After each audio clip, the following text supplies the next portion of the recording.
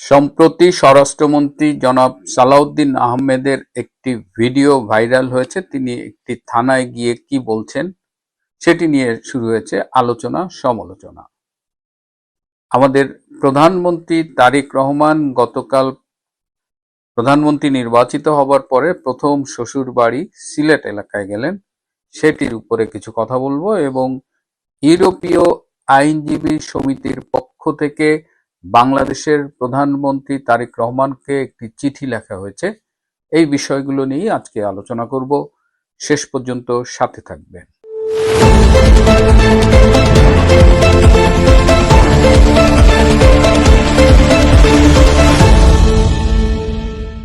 আসসালামু আলাইকুম এবং আদাব। প্রথমে যেটি বলছিলাম যে একটি ভিডিও ভাইরাল হয়েছে, সেটি আমরা একটু দেখে নিই। কারণে পরিচয় কেউ এখানে যদি আসে ওরা চিহ্নিত হবে, রেসপন্সিবিলিটি তোমার। পার্টির নাম দিয়ে কেউ যদি হেল্প করো লিগেলি করবো, লিগেল করতে করলে। এখানে দেখা যাচ্ছে যে স্বরাষ্ট্রমন্ত্রী সালাউদ্দিন আহমেদ তিনি থানার পুলিশের কর্মকর্তাদের সাথে কথা বলছেন, কিন্তু তার আগে একটু ব্যাকগ্রাউন্ডটা বলে রাখি যে গত এপ্রিলের সম্ভবত ২৬ তারিখে পুলিশের যে কনফিডেন্সিয়াল শাখার যে ডিআইজি তিনি একটি একান্ত কনফিডেন্সিয়াল একটি চিঠি লিখেছিলেন মাননীয় স্বরাষ্ট্রমন্ত্রীকে। আপনারা জানেন যে বাংলাদেশের মানে সারা দেশ জুড়েই বিভিন্ন থানায় এই বর্তমান ক্ষমতাসীন বিএনপির নেতাদের বিভিন্ন রকমের উপদ্রব বেড়ে চলছিল। তারা থানায় গিয়ে আসামি ছাড়িয়ে আনছে, যখন তখন যার বিরুদ্ধে মামলা করছে, ওসিকে রীতিমতো হুকুম করছে। কিন্তু এটা ঢাকার মধ্যে খুব একটা আমরা এর আগে দেখি নাই। কিন্তু এইবার বিএনপি ক্ষমতায় এসে যেটা হয়েছে যে ঢাকাতেও বিভিন্ন থানায় পুরা বিএনপির দৌরাত্ম্য শুরু হয়েছে।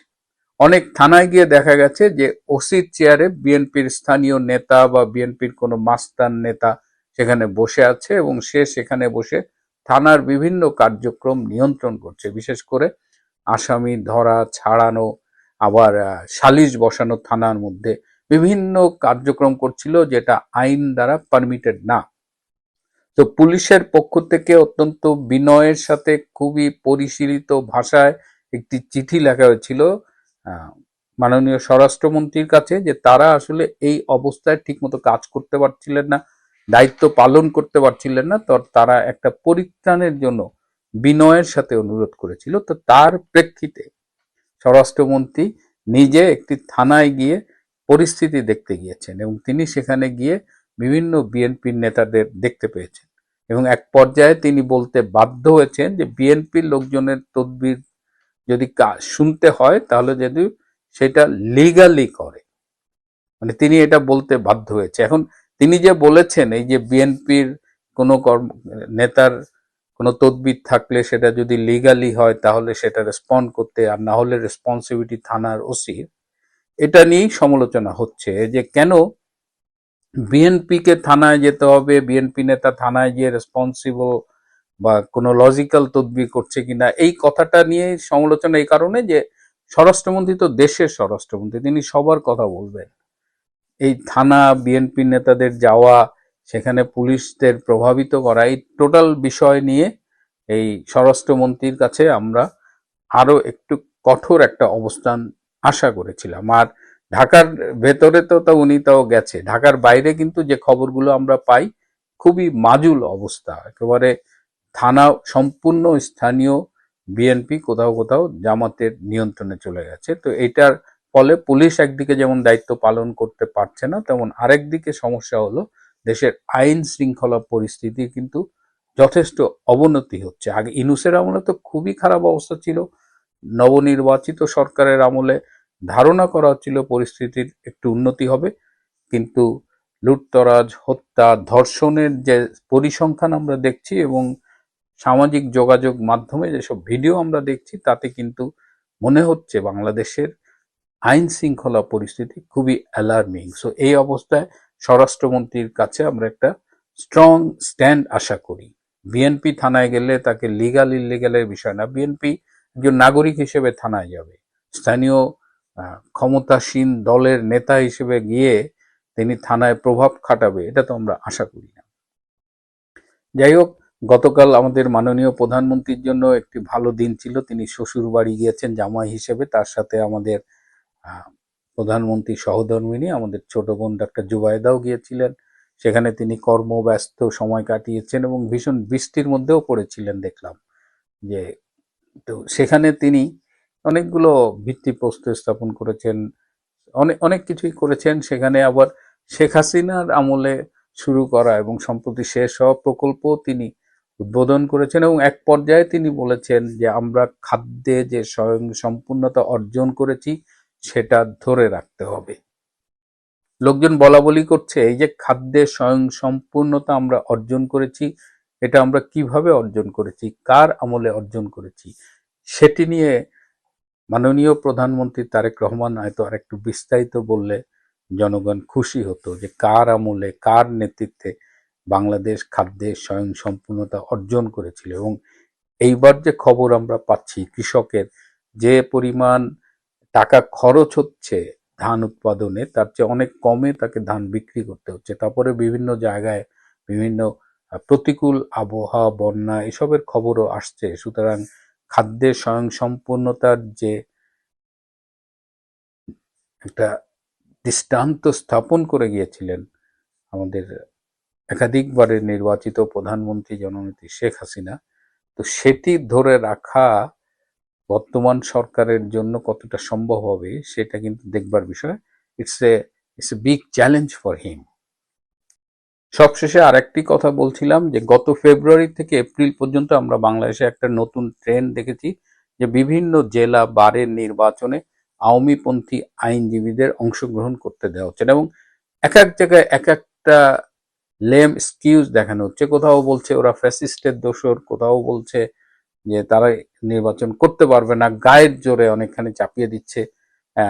প্রত্যেকটা বারে সেই বারের সদস্য আইনজীবীদের ভোট দেওয়া একটা অধিকার, বলা যায় যে তাদের এটা এক ধরনের মৌলিক অধিকারের পর্যায়ে পড়ে যে ওই বারের সদস্য হিসেবে, এবং তাদের নির্বাচনে প্রতিদ্বন্দ্বিতা করা থেকে বিরত করা যাবে না, এটাই বারের প্রথা এবং নিয়ম।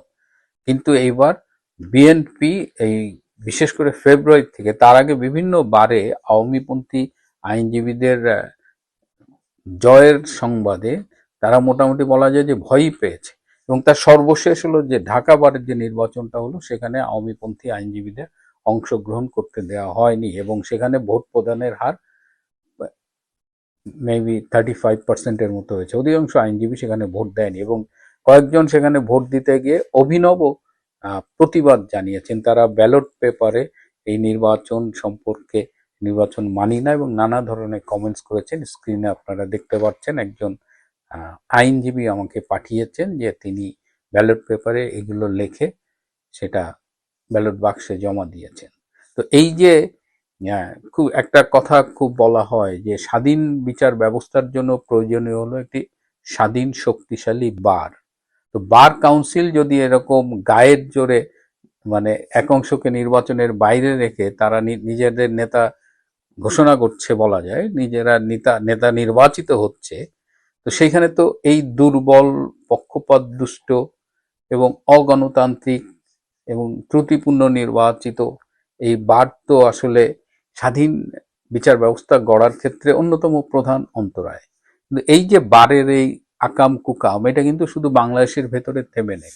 এর ব্যাপারে ইউরোপীয় আইনজীবীদের একটা সমিতি আছে যেটাকে বলা হয় CCBE, council of bars and law societies of Europe. এর 46টা দেশের প্রায় 10 লক্ষাধিক আইনজীবী এই সংগঠনের সদস্য। এই সংগঠনের পক্ষ থেকে তাদের সভাপতি রোমান জাবারসেক স্বাক্ষরিত একটি 5 পৃষ্ঠার চিঠি বাংলাদেশের মাননীয় প্রধানমন্ত্রী তারেক রহমানের কাছে পাঠানো হয়েছে এবং তারা এই যে বার কাউন্সিল নির্বাচনে আইনজীবীদের এক অংশকে প্রতিদ্বন্দ্বিতা করতে দেওয়া হচ্ছে না তার বিরুদ্ধে তীব্র প্রতিবাদ জানিয়েছে এবং তারা এটাই বলেছে যে এটি তাদের অধিকার, তাদের ভোটাধিকার এবং প্রতিদ্বন্দ্বিতা করবার অধিকার। বারের সদস্য হিসেবে সর্বজন বিদিত এই প্র্যাকটিসটা থাকা উচিত, কিন্তু এটা করতে না দেওয়ার মাধ্যমে যে অগণতান্ত্রিক ধারা প্রতিষ্ঠিত হচ্ছে বিভিন্ন বারে, সেটা কাঙ্ক্ষিত নয়। সবচেয়ে বড় কথা হলো এই যে প্রধানমন্ত্রীর কাছে সিসিবির মতো এই 10 লক্ষাধিক আইনজীবীর যে ইউরোপীয় সমিতি, হ্যাঁ, তাদের এই চিঠিটা কিন্তু দেশের জন্য যথেষ্ট লজ্জাজনক। এবং আমরা আশা করব যে এই বার কাউন্সিলের নির্বাচনের নামে যে প্রহসন হচ্ছে সেটির থেকে আইনজীবীরা বেরিয়ে আসবেন এবং সত্যিকারের নির্বাচন হোক, সত্যিকারের জনপ্রিয় আইনজীবীরাই নেতা হিসেবে নির্বাচিত হোক। অতি প্রিয় বন্ধুরা, আজ এ পর্যন্তই। ভালো থাকবেন, সুস্থ থাকবেন, তার চেয়েও জরুরি হলো নিরাপদে থাকবেন। সবাইকে অনেক ধন্যবাদ।